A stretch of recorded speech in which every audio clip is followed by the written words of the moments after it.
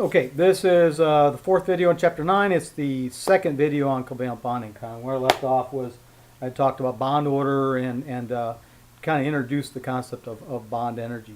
And that one table. The one table, again, is pretty interesting. It shows that certain covalent bonds between various atoms have different energies than others. And for example, in fact, if you can almost even think about the fact that, or think about a molecule like methane is essentially having four different thinking of its potential energy as being made up of four bond energies. The four carbon-hydrogen bonds. Where carbon dioxide, you could think about it as essentially having the sum of two bond energies, both of them carbon-oxygen double bonds. And then lastly, for nitrogen, you think about the nitrogen molecules essentially having potential energy made up of one bond, which is the triple bond between nitrogen atoms. Okay.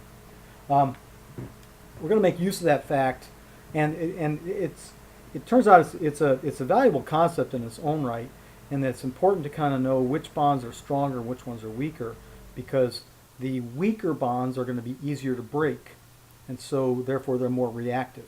And so especially when we get into organic chemistry, that's actually very important. When you look at an organic molecule that's made up of a number of covalent bonds, it's important to kind of know which of those bonds are stronger than others, which are weaker than others, so that you can kind of predict how they're going to react and how to actually make them react to form other molecules. Okay. All right. Now, where did I leave off? Right. One thing I want, and this, we're going to talk more about this in chapter 10 when we talk about geometry and molecular shapes. But it's interesting to kind of when you look. Let's see, what molecule do I want to use as an example? I'm going to draw a different molecule on the board as an example, not methane, not carbon dioxide, and not nitrogen. I think I'm going to go back to my good old favorite ethanol. If you remember, ethanol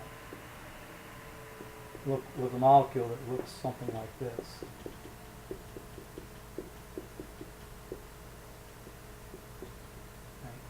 And each line here represents a single bonding pair. The only thing I have to do now is remember oxygen has two bonding pairs, but oxygen also has two lone pairs, which I'll depict like this. So this is a more accurate depiction of the ethanol molecule. Okay, so in the ethanol molecule we have, let's see, how many carbon-hydrogen bonds? 1, 2, 3, 4, 5. So we have 5 carbon-hydrogen bonds. And we have 1 carbon-carbon bond, single bond, bond order 1. And we have 1 carbon-oxygen bond. And we have 1 oxygen-hydrogen bond. Okay. So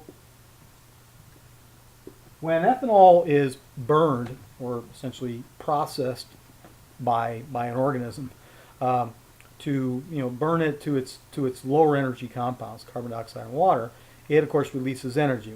We've been studying this all along. What happens when you do, or another way of thinking about that burning process, is essentially converting all of the bonds, essentially breaking the 8 bonds that I've indicated here, and then reforming different bonds, like for carbon dioxide, at least 2 of those, carbon-oxygen double bonds, and then a number of OH bonds for the water that's produced. Okay, so sorry, the other bond that we broke so I should draw the reaction. The reaction is methanol plus oxygen goes to CO2 and water. Okay, I'm intentionally not balancing this. We balance this in other videos stoichiometrically, but these are the reactants at the top. I'm not going to do a quantitative thing, so I'm not going to bother to balance this stoichiometrically. So when this reaction occurs, we're breaking the 8 bonds that I've listed in the ethanol.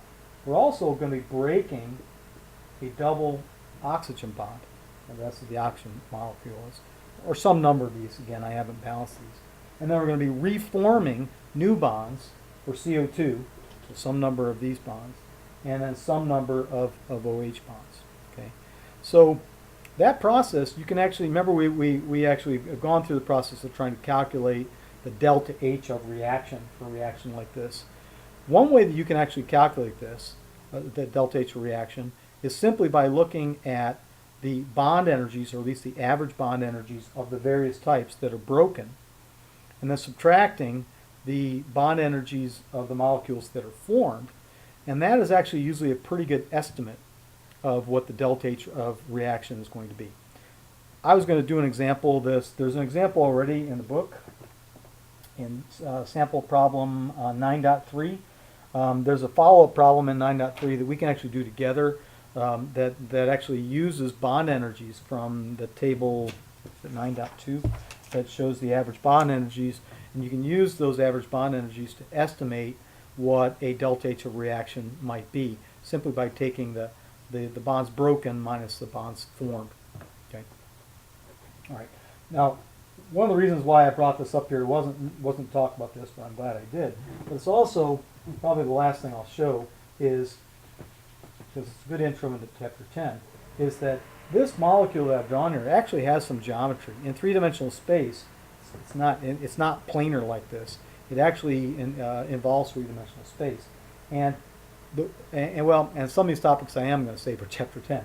But the one thing I will mention this, because they actually do talk about it in this chapter, is that all these bonds again are pairs of shared electrons, but those bonds can actually stretch and bend and twist and do all sorts of things geometrically. And they do that by absorbing various photons of energy. So if, for example, this bond were to absorb a certain certain photon of energy that had the right frequency, that bond would actually stretch, and then of course it would of course stretch back. Stretch meaning, of course, it takes energy to stretch it, but then it would stretch back, or snap back, and that process would of course release energy. So this is a standard way of absorbing and releasing energy in a molecule that has covalent bonds. And there is a section that, let's see, at least on mine it's page 357. It's in the section called Tools of the Laboratory, and it shows various bending and stretching motions, twisting even motions of covalent bonds, and essentially ways that you can use spectroscopy to measure what frequency of light is being absorbed and what frequencies are not being absorbed. And you can use that absorption pattern to make some educated guesses about what your sample contains, what kind of molecules it contains. You can at least make some estimates of, well, it definitely contains double bonded carbons, or it contains a lot of carbon-oxygen bonds, or things of this nature. So I just want to point you to that section. It's pretty interesting. Okay, I talked about bond energies. The other thing about bond energies that's interesting is that there's a section that talks about bond strengths in relation to food, or into fats and carbohydrates. And it basically kind of shows that most carbohydrates have a lot of carbon-oxygen bonds, or a lot of bonds to oxygen, and much more so than in fats.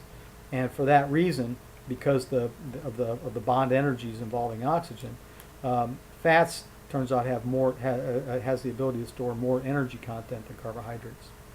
So anyway, the section I mentioned there, and again, all that comes back to the relative bond energies of the atoms involved in covalent bonding.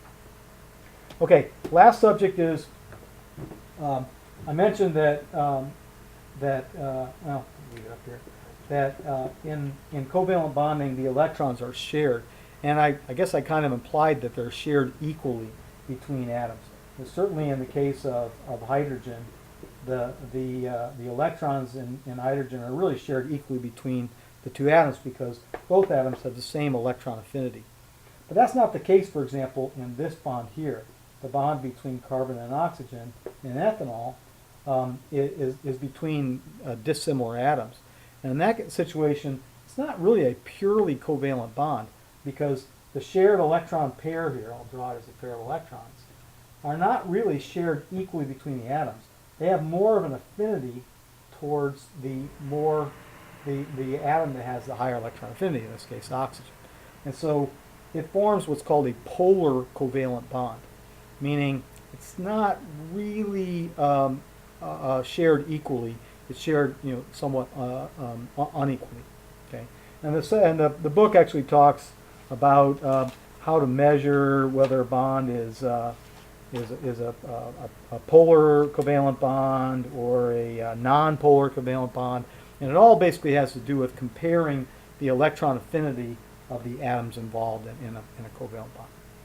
So there's gray areas in covalent bonding. It's in this case, when looking at the carbon and oxygen, since it's not an equal sharing, you can say that it's kind of halfway between a covalent bond and an ionic bond. And again, the term they use is polar covalent. Okay, I think that's all I wanted to cover, and we'll talk a lot more about this when we get to chapter